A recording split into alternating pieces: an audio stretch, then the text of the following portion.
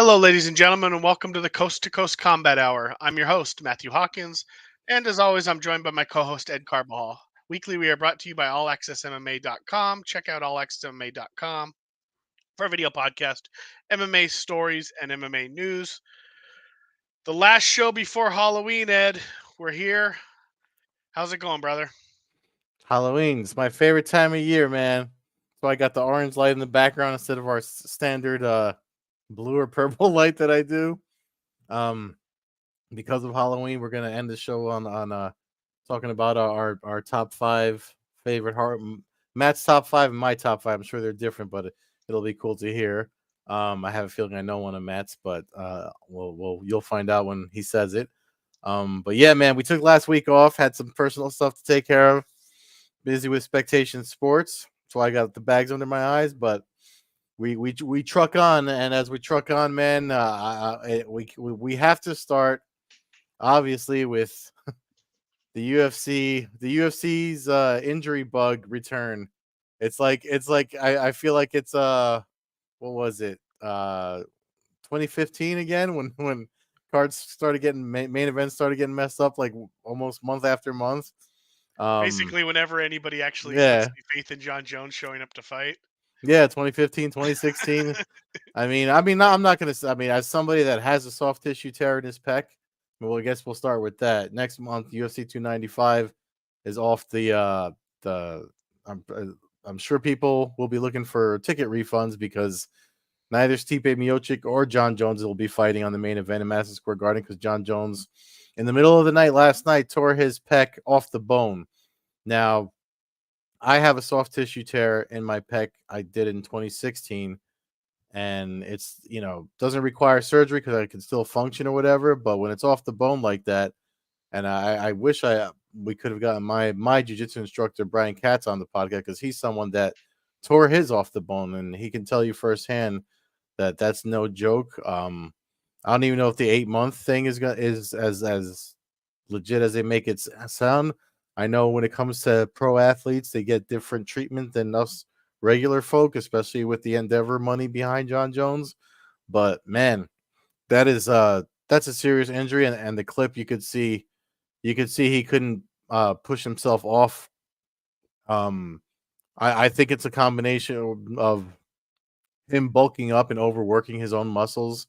Plus, he's older and getting ready for the fight. It's just when you get older, you can't do the output that you used to. And I mean the sweet takedown that he did, but obviously he couldn't execute it because that's when his pec tore when he did the when he tried to scoop in for the underhook. But yeah, that's good thing you didn't get any tickets.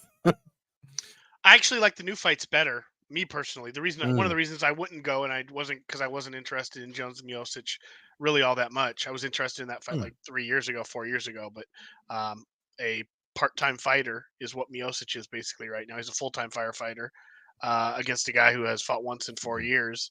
Um, I listen. I wish all the best recovery for John Jones, but I also look forward to seeing information about his surgery because I'm Mhm. just going to say it, conspiracy theorist in me. We had mentioned USADA, we had mentioned New York, we had mentioned that maybe there would be I've something been so hijacking. overworked, I didn't even think about any of that. Yeah. I'm also going to point out that we have injuries that happen in MMA training by the dozens a year. And I don't remember the Mm. last time I saw somebody actually have footage from like 5 feet away at the exact time a fighter was hurt.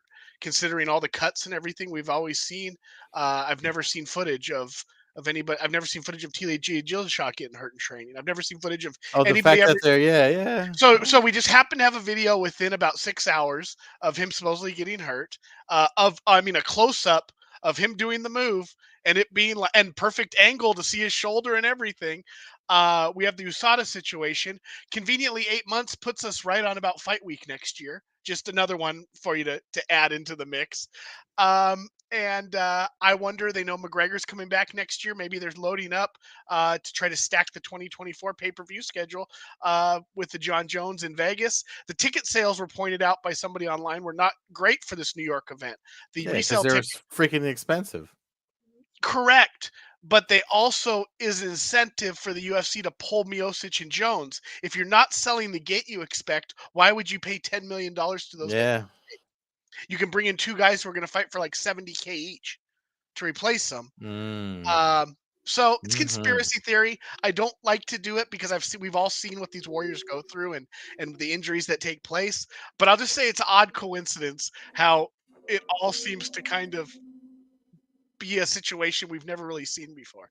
And it just dawned on me, like I said minutes before, that if you go from November, December, then you're basically 9 months away. Right now we're like almost 9 months to the day away from what we would be dealing with for fight week next year, or Yeah, and there seems to be a lot of funny stuff happening because, I mean, just before we started recording too, like and then after all this TKO merger and WWE, it looks like Endeavor is trying to go private again and sell stakes of the company and stuff like that. I know MMA David Martin MMA Fighting just put out a really detailed article on that, but it was like 30 40 minutes ago. I was reading it as we were preparing to get ready to record, so I don't know what's going on the business end there.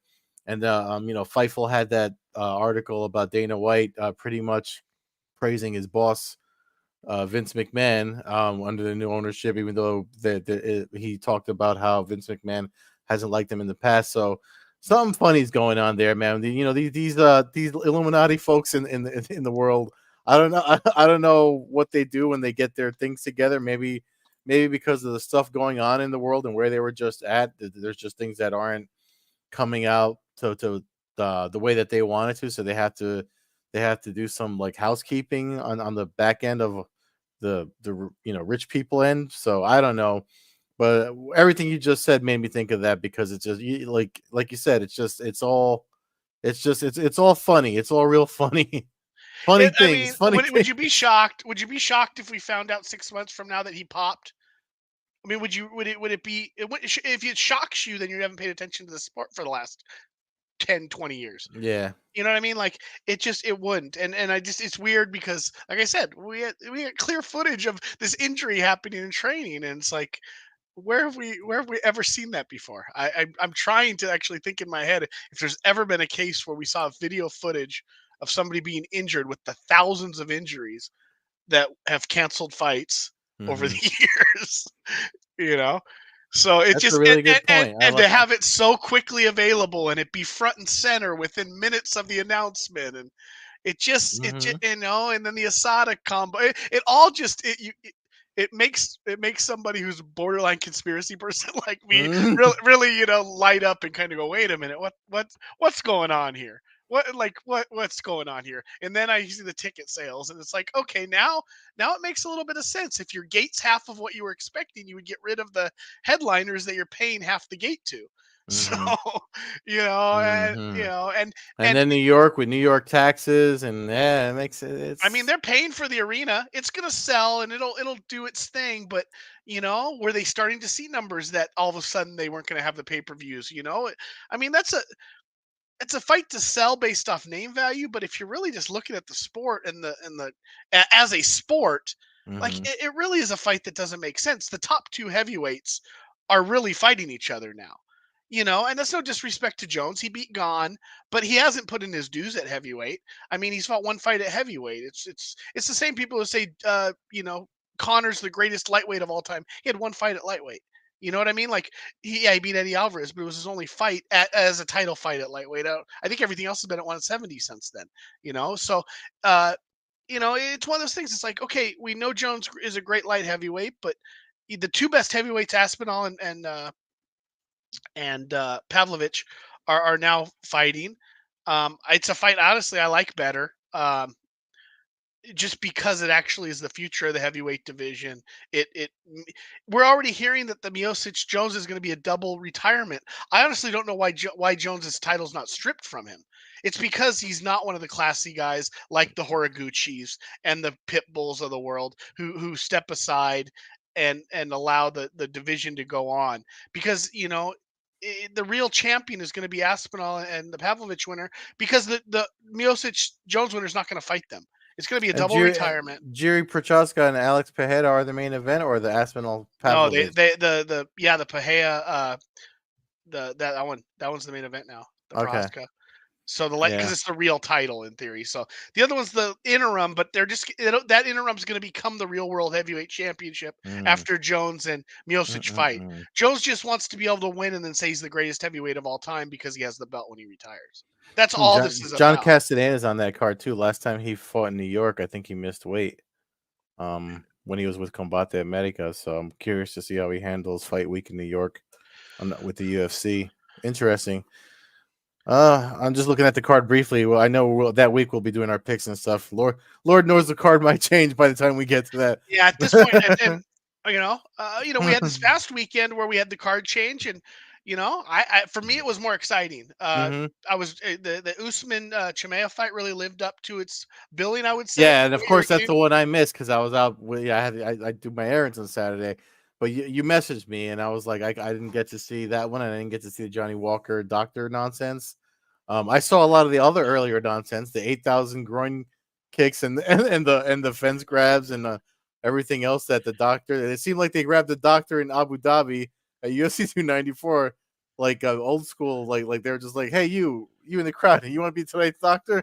Cool. You're it. Yeah, that the whole doctor situation, and I saw Chael Sonnen post something, and you know I have a little bit of an issue with something he said.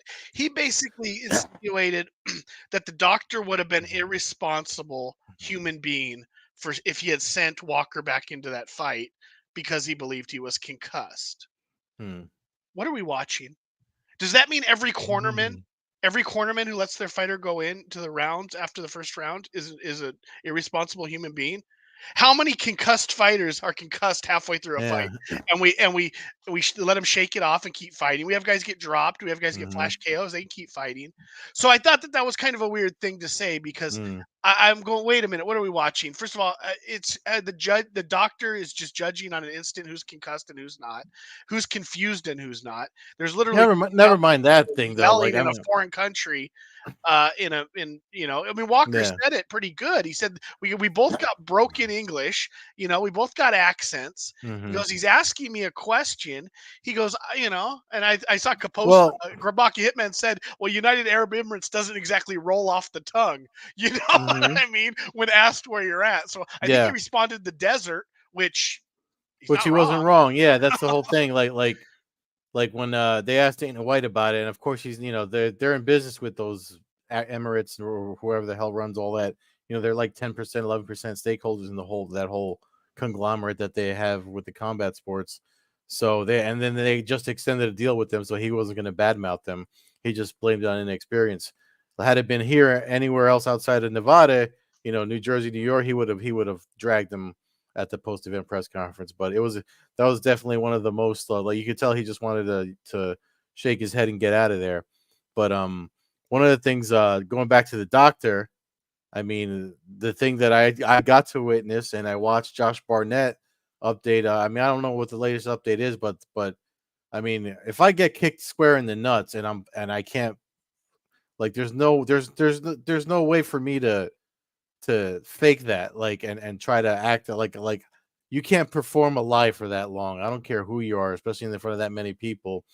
And then when Josh, if you're one of Josh Barnett's guy, if you know anything about Josh Barnett and his history and people he trains, he had to carry him out of the arena, and then he's posting updates from the hospital that the guys had one of his testicles was the size of a plum and colored like you know, obviously the guy was kicked in the nuts. So for the doctor to try to tell him that he did not get kicked in the nuts, his response was great. I think Composer put up the clip where he's like, "It's all dick and balls." Like, what are you Yeah, talking I mean, about? Victor Henry. Yeah, the guy's a tough Yeah. dude. He's fought all around the world. He's got like 40 career fights. I don't think that from the now to defend the doctor on this one, where I didn't defend him before necessarily. Most of the replays don't look like he got kicked in the nuts. So I Hmm. can see a doctor who's obviously not all that educated on the sport, as he's proven that day, watching that replay and being like, "Yeah, no, you didn't get kicked in the nuts," because it's really hard to see. And but again, you're calling into question the character I'm not Josh Barnett. Victor Henry. Josh Barnett. You can call him his character in question if you want. He Mhm. has a shady enough past in this sport where where you could go. I don't believe a word Josh Barnett says. Mm. Sorry, you could say it. He that's just what his career has done. He's multiple time tested positive. I mean, it is what it is. I like Josh Barnett. I didn't miss a fight when he ever fought. From every country in the damn world. But but the truth is, my thing is with Henry, like dude, you have no, like you said, you have to be a pretty good actor. I think of like Wagner Prado in the UFC. I don't remember who he fought. I think it might have been Tim Kennedy or something back in the day, one of the early fight nights, where there was like a headbutt or an elbow or something cheesy as hell. Or he said he got hit in the back of the head, and he laid around like he had just been sniped by by an AK-47, Mhm. and Mhm. and people are going, well, he didn't even touch you, like, and he faked it off, and it was only last fight in the UFC. I think they cut him after that because it was pretty clear that he was putting on kind of a show and didn't want to be in there. This wasn't the case here. Like you said, this went on for a lot of time. He was arguing with the doctor about it. He didn't even hesitate when the doctor said it wasn't it. Like you said, he jumped on it and was like, "Yeah, no, it was 100% it. What are we talking about Yeah. here? I'm You ain't gonna you know tell me I didn't get. If I got hit in the nuts and you try to tell me different, I mean, you know, I would have thought he was lying if he attacked the doctor. But the fact that he couldn't even get up, I mean, I don't know if you've ever been kicked in the nuts super Oh, hard, but I well, not have. that, not to that extreme. No, Oh, I've I, never been I, kicked by a martial artist in the nuts. yeah, I got kicked. I mean, it wasn't by a high level martial artist, but it was all shin, straight up the middle, and I dropped for I don't know how long. I felt like throwing up. I thought I was gonna pass out. Like it is something debilitating, and you cannot like if you have if you know how what it looks like when you feel it. Same thing with liver shots. I've been dropped with quite a few liver shots in my 20s, and you know, honestly, I don't know what hurts worse. I mean, they're probably on the same level, and it's just I get one you recover from out faster because it's not between your legs. So, Yeah, but I don't think it's good. We shouldn't be challenging the legitimacy yeah, and the heart of some I'm of these just calling guys. it. I'm challenging the doctor, and Oh, I for hope if they sure. go back there, because I mean, not for nothing. It's not like they've never been there before. They've held so many events there. I was actually surprised that at that the referee not calling a lot of the other stuff that happened, the fence grabs and the other low blows that happened. It was just a really odd event to watch. Yeah, it was. Overall, overall, I mean, again, like I missed the Usman Kamzat fight and the Johnny Walker one because that's when I was out and about. But I did make it to the very short main event, and I mean, like, what are you gonna do? Like, 11 days notice. I mean, I feel like Volkanovski has nothing to be ashamed of. You stepped in on 11 days notice, and you try to do what you could do in 11 days. I still think the first fight speaks volumes of they definitely, in my opinion, a third time, if they do it a third time, I think Volkanovski can win. Well, I don't agree, but that Mm. doesn't mean that he can't win. I don't see it happening. I think Islam Makhachev is a special talent. And I think that we just saw a guy. We basically saw Khabib head kick somebody. You Mm-hmm. know what I mean? Like that's something that we never really saw before.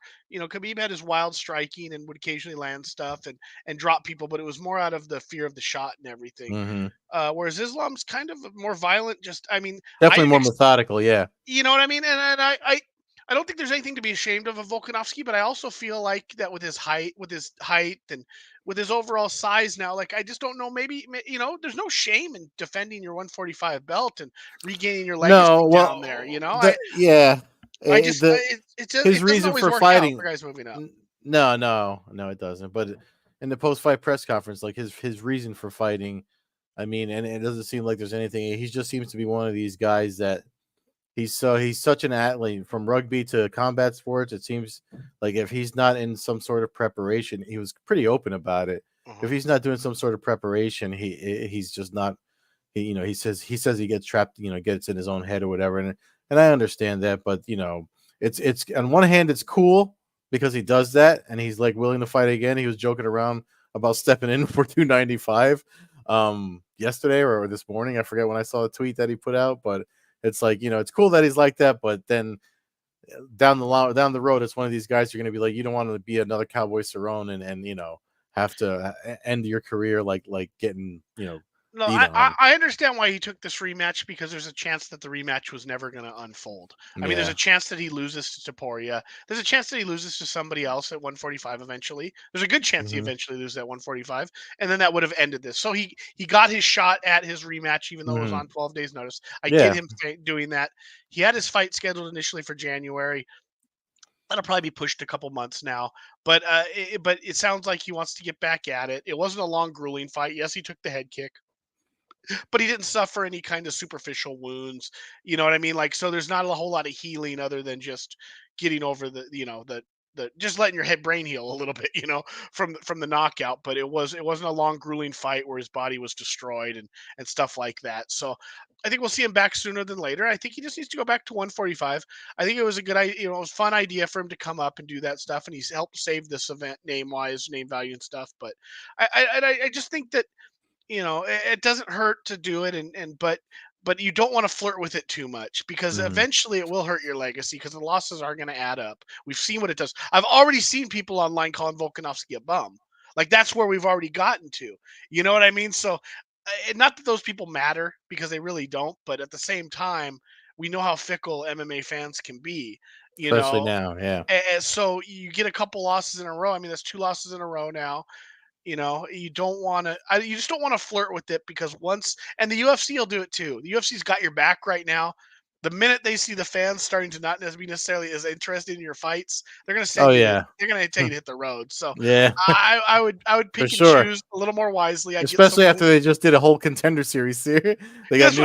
what. Yeah, that's Yeah. what I mean. They'll replace you with a $10,000 guy overnight if the Yeah. fans recognize that that contender series guy and give him any kind of credit and you know I'm also confused, and you can help me out. So we had the dude, the share guy fight with one eye, right? Hmm. How does that work? How does it work that if we're in the middle of a fight and I close one of your eyes, the fight gets closed, but if you enter the fight with only one eye, it's okay?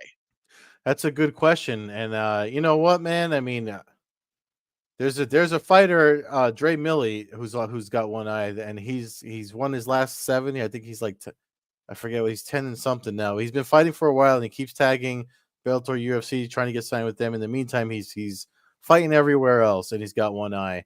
Um, so obviously there are people that have a problem with it, and there are people that don't have a problem with it.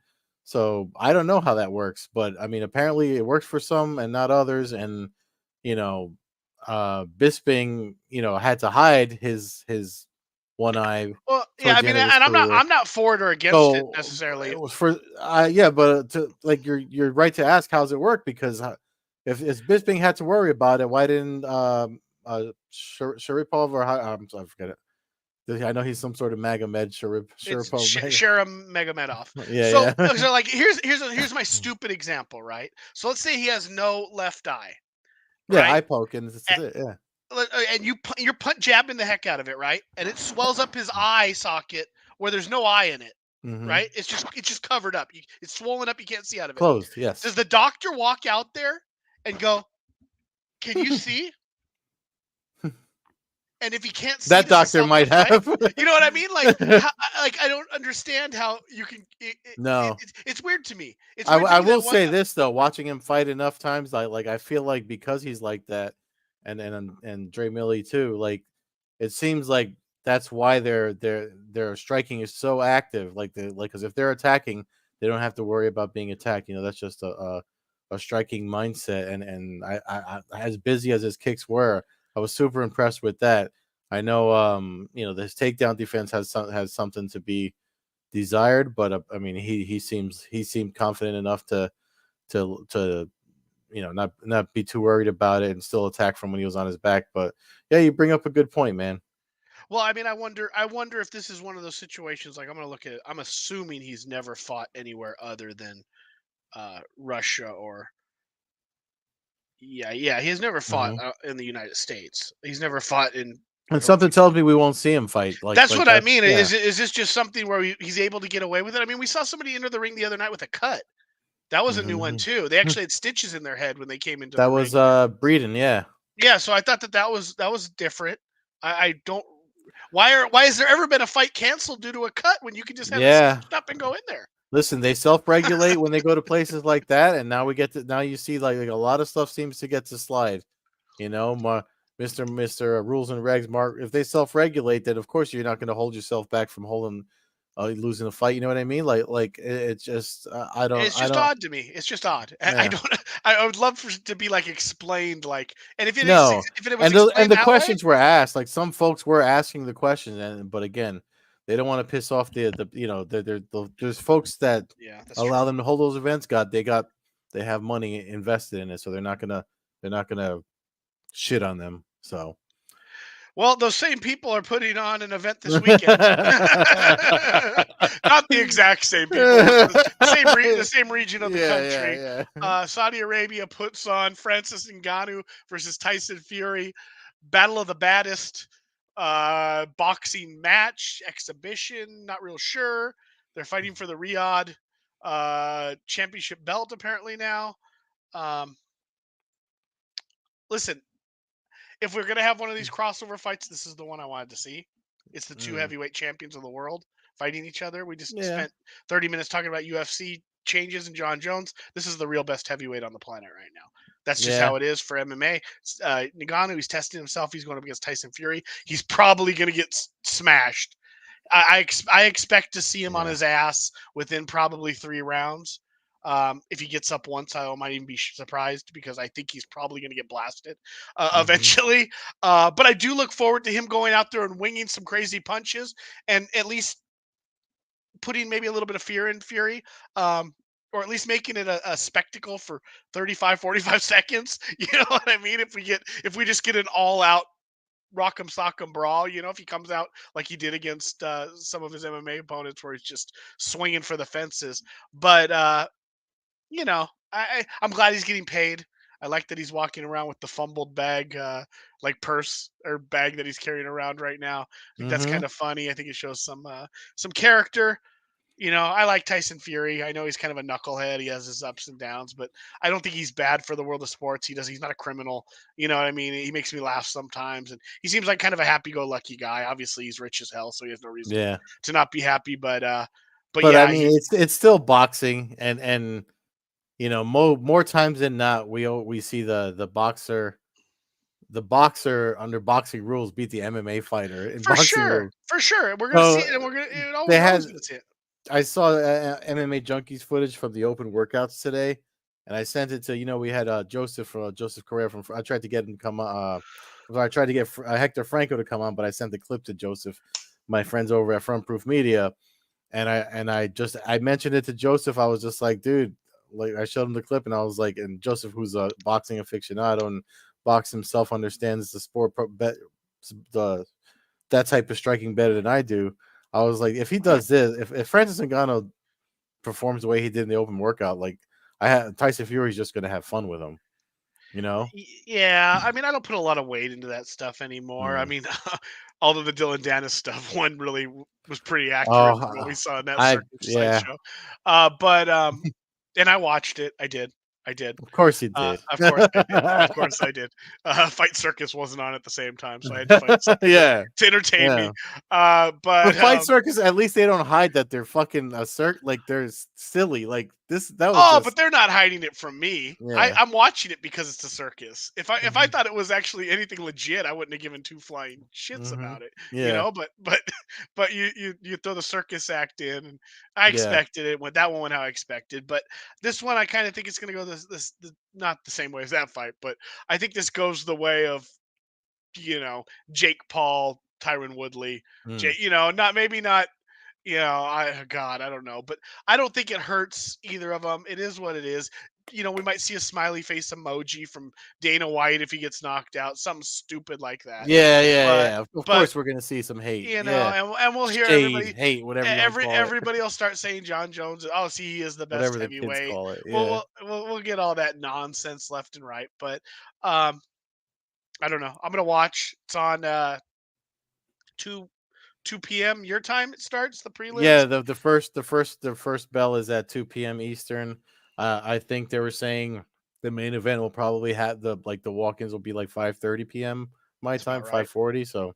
Pretty accurate to the Um, other events out there. Yeah. yeah, so it's an international pay-per-view. So nice early one if you want to get your fights in early and still have a night out weekend before Halloween. Other things happening this weekend. I would be remiss if I didn't mention Invicta FC is having their card in Boston, which is a first for them. It's the 27th, which is Friday, and the homegirl Jillian DeCourcy will be in attendance as a fan just to kind of like, help with the promotion and stuff of it. And so, she's got quite the following. If you buy tickets and you see her, I'm sure she'll be nice enough to take pictures with you and stuff. I actually thought about going, but Boston is quite a ways up north from me. But it's definitely a fun card to watch. And as of course you can, if you have Access TV, the event will be on Access and on the Invicta FC YouTube channel. So that's a nice later in the night, probably. I'm sorry, Friday night. That's Friday, and the boxing is Saturday. So it should be a good weekend. It's a weekend before Halloween, and me and Matt, we're gonna list our favorite top 5 horror movies. So I just because I'm curious, because I feel like I know what one of yours are. I'd like you to go I don't first. know. I don't know. I mean, okay, so you hit me up with this earlier today, and I'm at work, so I didn't have a time to really Yeah. think too much about it. Um, I mean, I have my sillier ones that I really, Hmm. I mean, the ones I like there's the wrong turns and the stuff like that. But that Yeah. might have been Eliza Dushku 20 years ago. Was maybe more interested in watching that movie, and Mm, you know what I mean. So, I get it. I get it. then there's some other ones like High Tension and stuff that I remember watching, and it being like that movie was great, but I have the DVD, but I haven't watched it in a decade. You know what I mean? Mm. I have so many movies that I haven't. I used to be a huge horror fan. You'd actually be shocked if you saw my DVD collection. One day I'll pull it Well, out because I am. It's in my bio. Like I am a horror. I still I am know a you horror. are. I know you are. But it's one of the things about me you probably don't know is that Mm, I have a huge horror movie collection. I mean, I mm, have probably hundreds. I mean, I have every Hellraiser. I mean, yeah. I have my collection's crazy as you can see. Yeah. I'm kind of nuts when I start collecting stuff. But anyways, so I went through and I started thinking, okay, well, like literally like my favorites. One of the ones. So before you even read it off, like I don't want you to feel like you have to be married to these 5 because No, no, like no. they This is rotate over time. So correct. Time can change on how things are yeah. going. So I don't know if you want to do it in order. So if I look at this, I can do it in the best order. Let's say my number 5 Mm-hmm. is probably the most surprising one to me because it's newer, as in like not in the 80s, but The Conjuring. I thought The Conjuring one was very good movie. It was. I watched it late. I watched it probably during the pandemic, um, and it was one of those ones where I kind of had I used to be big into the horror movies, and then the world kind of changed, and we started seeing a lot of film of real people dying, Yeah. and I got older, and it got harder for me to watch some of the stuff because it wasn't fake anymore. I was seeing too much of it in real life with all the chaos that we got going on this friggin' Mm-hmm. planet. So that kind of took away from the horror scene a little bit for me, and then maybe it makes it sound soft, but kind of did. So the No. Conjuring was one that I liked because it wasn't mad gore, but at the Mm-hmm. same time, it made me jump. It made me think. I also kind of like that ghosty thing because it's not as far fetched as a megalodon coming out flying out of the ocean to eat somebody. You know Mm-hmm. what I mean? It's not something like that. It's like, okay, well, the spiritual world kind of wild. So I gave mine to The Conjuring, made me jump more than once, and made me tell people, hey, if you haven't seen this movie, you should watch it. So that's where it comes in at number 5 for me. Do you like all the sequels? I do, but not good enough to make the list, Mm. and not as good as the first one. I thought the second one was good, Yeah. but it kind of had it was a lot of the same stuff as the first, so it didn't Mm. have that originality that the first one Yeah. did for me. Oh, But that I could talk for hours about The Conjuring and the sequels and the source material and stuff like that. But yeah, no, so that's not a bad pick. I like that. so that's my 5. What do you got at your 5? Oh, my number 5. Uh, I put Nightmare on Elm Street, the original one, as my number 5. I actually have a Nightmare of Freddy Krueger rash guard that I wear to jujitsu when I train near Halloween time. Solid. So, yeah, just because I mean, come on, there's a whole you can see a documentary. It's actually on Tubi right now. What the hell is it called? Why is it slipping? It's literally like 4 or 5 hours long because it documents the making and the whole history of that whole franchise, which is pretty much my whole middle school, like Yeah, yeah. yeah. I mean, Freddy the Nightmare on Elm Street was my first kind of like Freddy was like the first dude. You know what I mean? Like I knew Hmm. about Jason, but I saw like I think I saw part four. I think my Hmm. mom stuck me into the movie theater when I was probably like 10 to see that. I mean, whenever Yeah. it came out. So I remember that. I remember number three vividly, Hmm. especially the vein scene where they're walking along the side of the building Yeah, and that's a he's lot of people's puppet. favorite one, Dream Yeah, Warriors. three Yeah, is probably my favorite of those, but number one is obviously the classic there. yeah. I've been Freddy for Halloween. I've had professional fate makeup done. Mm, I have the gloves. I have the nice. sweater, but he doesn't make my top five because he's not. As I grew Never. older, It just jumped in my head. Sorry, it's called Never Sleep Again: The Elm Street Legacy. If you have Tubi, you can watch it tonight on Tubi. It's a great documentary, and it actually says something about the second film, which Nightmare on Elm Street Part Two. If you haven't watched it, you can watch it or just watch this documentary. And there's that Part Two has a funny nickname. That's all I'm gonna say about that one. But all right. yeah, So my number four now. I'm gonna go with my number four choice being Friday the 13th Part Six. Jason Lives. that's the one I Uh, knew you're gonna. I knew you're gonna say Friday the 13th. I had to choose between. I'm not a big fan of one because Mm-hmm. Jason's not in it. It's a little Mm-hmm. slow, especially like at a time in the 80s, 90s when I'm watching these movies mainly. Like I needed to see some action, not some old lady who shows up. Like now she's old. She's probably younger than me in the movie now. But anyways, but that two was I had to choose between two and six. I like two because I like the rawness of the bag over the head, and the Mm-hmm. first time we see Jason and he's pitchforking people and it's real raw and real just Yeah. grimy, real grimy. Number six comes around after a couple failed ones. Some of the Tommy Jarvis stuff really threw me off. Not, you Six is know, which one? What's the title? Six is Jason Lives. Six Okay. is when they basically said, okay, we're starting over from scratch. Yeah, because I Jason always Jason's now going to be a gigantic beast of a human being who's swinging people so into which trees in their I always sleeping bags. yeah, I always confuse the one with the girl that has the telekinesis that I they think tried to. is that New York? No, that's not New York. Okay, That's that because that's Jason Takes Manhattan. Yeah, okay, that might be 8 or something. Then I know which one you're talking. That one's yeah, a little. I'm not a big fan of that one. yeah. It's a weird Uh, one. weird one. They like we don't have enough weirdness with Jason. We Yeah, got to that have was a. like Jason versus one of the X-Men. That every time I watched that, I was like, okay, so is she like a mutant? What's the deal here? You But know, I, yeah, I but six to me is cool because you get like to me that's like the real Jason. That's the Jason that went on for the next handful of films. The big dude, strong, like you said. His kills in that movie are just I can't remember everyone off the top of my head, but the swinging the sleeping bag. I think he comes up on a couple in a sleeping bag. He rolls them up in it and swings that's them into a yeah, tree. and that Uh, became a classic move. Yeah. yeah. That so for me, Friday the 13th Part Six falls number four on the list, and probably my favorite 1A to 1B being number two in that series for me. Hmm. Yeah, no, that's good. I had it written down. I'm like, I know Matt's gonna say because I remember when we had Jillian on the podcast last, you had the little Jason action figure. I was like, so Hmm. he doesn't have that if he doesn't like Friday the 13th. So that's how I knew you were gonna say it. At least one of your five were gonna be Friday the 13th. My number four is kind of like cliche, obvious, but it's the original John Carpenter Halloween.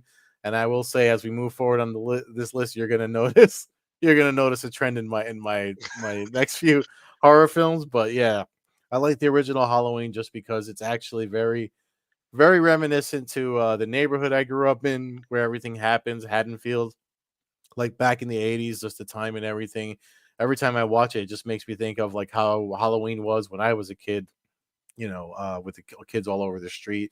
Just the ambience of it is why I picked that movie, not because of anything else. I mean, outside of what's the guy's Donald Pleasance.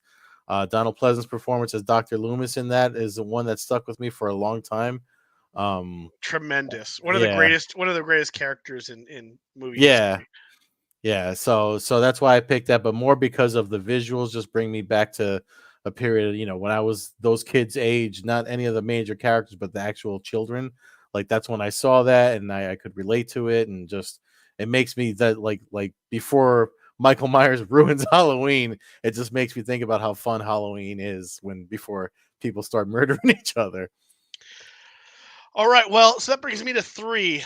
Now, I might call an audible right here Mm, because like I said, didn't have a lot of time to prepare. And this was kind of so initially I had my 2 and 3 were Halloween's 1 and 2. mm, Obviously, my number 2 is Halloween mm-hmm. because of Okay. many of the things you just said. I love the griminess of it. I love the straightforward killing machine that is Michael Myers. Mm-hmm. I like the whole premise. I think everything about it is great. I think Michael Myers is one of the coolest, like just horror movie characters of all time. And I know that's not breaking news, but Mm-hmm. I think that I really, the simpleness of it, the white mask, the Yeah. basically like Dickie jumpsuit, like to me it's like it's as simple as it can be. You just got the psycho who's going after who turns out to be his family and all this Mm, stuff, but they don't know it because it's just and then you bring in Donald Pleasant as Dr. Loomis. I mean, me and yeah. my cousin still to this day are quoting Loomis Oh and yeah. and just seeing all these memes about how the world would have changed if they just would have ever listened to the doctor one Yeah. time, and Yeah. you know Yeah. so my number 3 was going to be part 2 Mm-hmm. because part 2 flows Oh just no. like Yeah. I love the flow of it where it starts off where the first one ended. Yeah. I That's great. for me that's how they always should be. Yeah. However, after just thinking about this and it not popping into my head earlier, it's going to be a wild card. I love Halloween part 3. I love Season of the Witch. I love the Silver Shamrock. I love that it's so weird that you expect that everybody. I'm sure I was one. There's not a person who grew up in the 80s or 90s who didn't walk into a VHS store, but rent Halloween Yeah. 3 and not know what the hell they were watching when they got home. Yeah. And I like that movie. I like it. It's one that I can watch over and over again. I've seen it a million times. The whole idea of it's kind of crazy, where you got a company putting out masks that are going to kill all the kids on Halloween, basically Mhm. melt all their brains. Yeah. They're these cheap, crappy, generic Halloween masks that you couldn't have got me to wear as a kid for Yeah. anything in the world. But they made a movie where everybody wanted them, and even to this day, occasionally I'll go to a Halloween store and I'll see one of those on a shelf, and it Yeah. kind of makes me laugh and chuckle. So Yeah. No. Halloween That. 3 That. Season of the Witch, kind of a weird one, but I'm gonna throw that in there. No. Yeah. It's definitely deserves mentioning. And here's the funny thing about it. A lot of people think that because Halloween is John Carpenter's thing, and um, he does the music for part 3, but he didn't direct it. A guy named Wallace, I forget the first name of it. The last name is Wallace, is the director. It was one that directed it, but he did do the musical score for it. So because of the music, and oddly enough, the way that the movie goes, like the way it ends and stuff like that, it's very apocalyptic, like it's very ambiguous, open ending, which is how a lot of John Carpenter's greater films ended.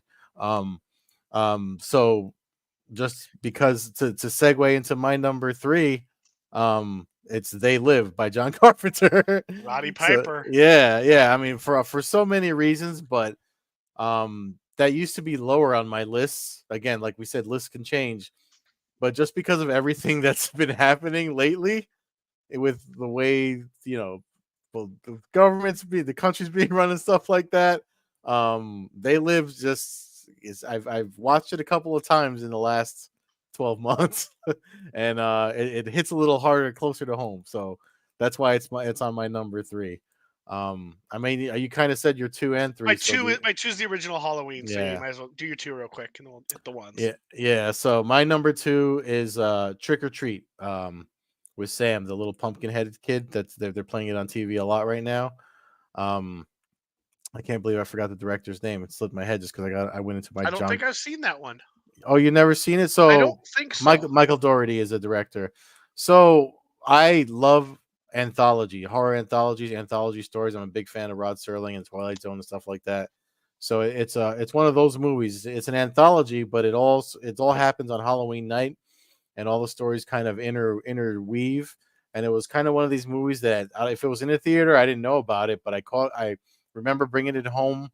I saw the cover. I rented it and brought it home back when you still went to stores to rent movies, and I watched it, and I was just like, I was so like I was so impressed with how the stories weave together, and it was an anthology, but they still managed to connect them. If you haven't seen it, man, it's 2007. Trick, the letter R, and then Treat by Michael Dougherty. It's definitely worth seeing. It's like his. It's the movie that kind of put him on the map. He wound up directing Krampus after that, and I just read today that he's working on a sequel to Trick or Treat that everybody's been kind of waiting for him to do. But if you haven't checked it out, man, I highly recommend it. No, I definitely will. I think I know what your number one is now. I think I know what your number one is, but I'll go with mine first here. My all-time favorite horror movie has been since the day I saw it the first time. The 1974 classic, The Texas Chainsaw Massacre, That's the a good one. original. I again, like some of the other ones, I love the raw griminess of the film footage. Mm-hmm. I like the pretend that this is a true story. Mm-hmm. I like the wackiness of the characters. The dude talking about head cheese while cutting his hand in the beginning. You're just kind of going, what kind of psychos are these? Them rolling the gramp out to hammer a person's head. Uh, the hanging the woman on the hook. And then Leatherface just being a mysterious. Yeah. You have all these other movies where they've shown, like they've kind of bastardized like the actual character of this. You don't really know. He's just this mysterious monster of a human Yeah. being, and he's running after people with chainsaws and torturing It's them. just loud and fast and It's loud and yeah. fast, and one of my favorite Halloween costumes, I was him. I had a good mask. I had body parts hanging off me tied, and Oh, nice. when I fired up that chainsaw, no, I didn't have a blade on it, but when I fired up that Yeah, chainsaw yeah. and walked into that Halloween party, I'll never forget that shit. It was so much fun, and I just so I for me it's that movie, the raw, the dirtiness Yeah. of it, the whole. Those are the kind that I appreciate, Yeah. especially the older movies. And like I said, it's gore, but it's not pulling out intestines and eating them Yeah. or cook. It's not the hostel. It's not the some of that other stuff. The cannibal holocaust and Yeah, some of the yeah. other No. crazy nonsense I'll I've tell seen you over the years. the scene that sticks with me the most. That's a really good pick because Leatherface when he takes that first dude out in the house that you get to see him when he hammers him, he lures him in with the squealing of the pig and then he hits him with the Slams the hammer. door. That door slam and the just like because it just looks like a house, a regular house, and when he slams that door, just the shine from the steel of the door and everything, it just changes the whole dynamic and the sound that it makes when he slams it. Like And that's like the only sound. It's just yeah, that slam and then the screen. You get some of yeah, that horror it's a movie kind great of yeah. yeah, Great. it is a great film. It's I mean Tobey Hooper's like masterpiece, and so many people have tried to copy and replicate him or be him or whatever the hell Rob Zombie tries to do, and I'm just like, no, you're not going to do it. There's only one of these guys. If there's only do your own thing, be original, like the guy that does the X films with Mia Goth with the X and Pearl and then the one that's coming out soon. Like be original like him and do your own thing. You can drop little hints that Hooper had an influence on you, but do your own shit. Stop trying to copy You other people's mentioned shit. Rob Zombie, and one of my also mentioned would easily be The Devil's Rejects. Now that you Mm. mention him, that movie, I love that movie. Another one of where it's just crazy characters and stuff. So, I think I know your number one. I think it also starts with the word "the," but I'm just gonna let you go and see if I'm correct. No, you're right. It's the thing. Nailed It's it. the thing. I let it go. I did a podcast where I was a guest once, and they asked me something personal, and we talked about horror movies, and I gave that away. So if anyone's ever seen that interview, it was with Simon that was on the podcast. Um, the his Rolling with Simon podcast that he used to have. I mentioned it on there, but yeah, that's just there's just so much about that film that I could literally watch it over and over and over again and find something interesting about it and just the the way because there is a thing movie that they made it in some black and white movie and the monster's like just some Frankenstein monster, but John Carpenter's version is the closest thing to the source material, which is a short story called Who Goes There. Um, that he did such a good job with it. I like the thing. I like its 2011 prequel with Mary Elizabeth Winstead. I know a lot of people didn't because of the CGI and Carpenter's. He used that technology didn't exist when the thing came out. Carpenter's film, but it's just a great movie because the thing, even though you do see it, the fact that it could be anybody, is what makes it, the feeling of paranoia, and then adding that to you guys. I complain about the fucking winter enough on this podcast. The fact that it's so cold in that movie just adds to the suspense of everything and the uneasiness of it. So that's why that'll always. I know we said movies rotate for me, but that'll probably always be my number one. Yeah, no, you've mentioned that on this podcast probably half dozen times, at least something about the thing or something like that. Or so yeah, I kind of figured that that was it. Um, yeah, there's a lot of good ones, man. I mean, it really could put together probably more of like a top 25 where it would be like, but you got your favorites, like for me, it's Yeah, Texas Chainsaw Massacre is always going to be number one, for you yeah, is the thing, what I mean? It's just, and it might be when you watched it, how you watched it, yeah, how, what it, meant to you when you watched it, where, what I mean? Like it was just one of those things where that movie was so, Texas Chainsaw Massacre was so raw and just so, it was so cool to me the first time I saw it. I don't even remember the first time.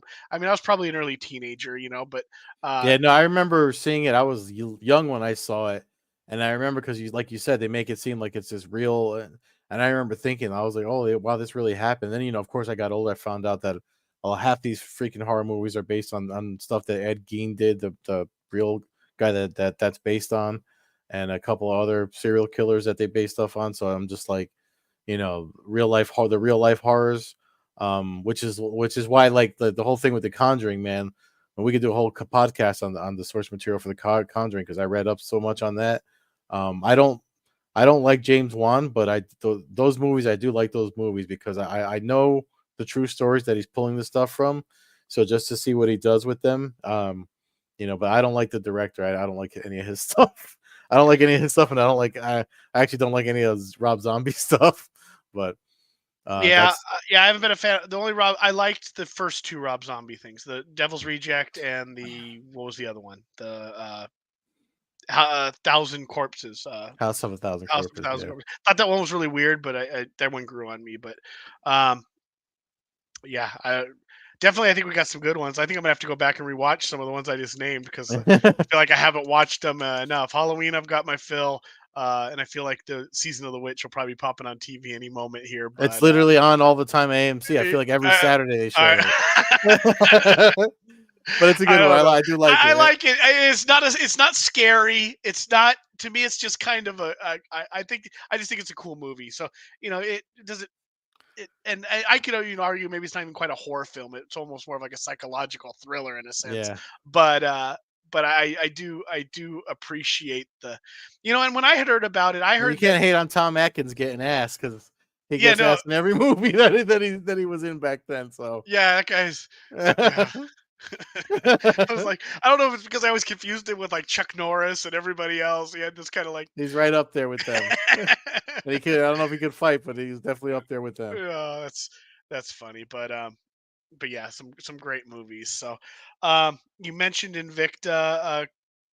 One other thing that caught my attention just quick for this Friday, Valor BK is back, and that was Ken Shamrock's event, bare knuckle event that he had before. It looks like they're having a second event. I don't know if Shamrock's running it or if somebody else did, but Lavar Jackson or Lavar Johnson, Travis View main event, which is kind of a throwback fight for anybody. So that might I don't know how easy that'll be to find on Friday, but I hear that's coming around. So Yeah, I and, actually got I got a press release on that. Actually, you're talking about it. and Let me then see what they and sent then me. other news we'll look forward to talking about Eddie Alvarez and Mike Perry because that's probably the best news that I've heard in a long time when they announced that fight. Uh, that's Jacksonville. So you're talking uh-huh. about Yeah, the Jacksonville. Valor one's in Jacksonville. It's not at a big Mhm. arena, it's a little small arena, but um Mhm. I don't recognize a lot of the names, but like I said, LeVar Johnson obviously made a name in the UFC and Strikeforce, and then Travis View fought everybody and I mean, literally has over 100 career fights. So, uh, interesting. I'm just, Mhm. I like seeing these promotions pop up. I was always wondering what happened to that one. So, I wouldn't mind if Shamrock has his hand in it because you always like to see Yeah, he somebody. does. They still call him in the press release. They call him the Okay, face there you and go. founder of Valor Brown. Yeah, yeah. Cool, cool. So I'm gonna try to tune into that Invicta on Friday, and then Ngannou and Fury on Saturday. Until then, fans can check out the show at Combat Hour on Twitter, Coast to Coast Combat Hour on Instagram. Follow me, Matthew Hawkins, at MMA Hawk 21 on Twitter and Instagram. Follow Ed at Carbizol on Twitter, Carbeerzol on Instagram, Old Head Carb on Twitch. And again, you can always check us out at allaccessmma.com. Check out allaccessmma.com for our video podcast, MMA news, and MMA stories. Also, check out the Bloody Good Show website with a link to our show as well, and a bunch of other fighters that dude keeps adding to his roster. So uh, enjoy the weekend, everybody. Enjoy Halloween, and we will see you in Yep. November. Happy Halloween. See you next week.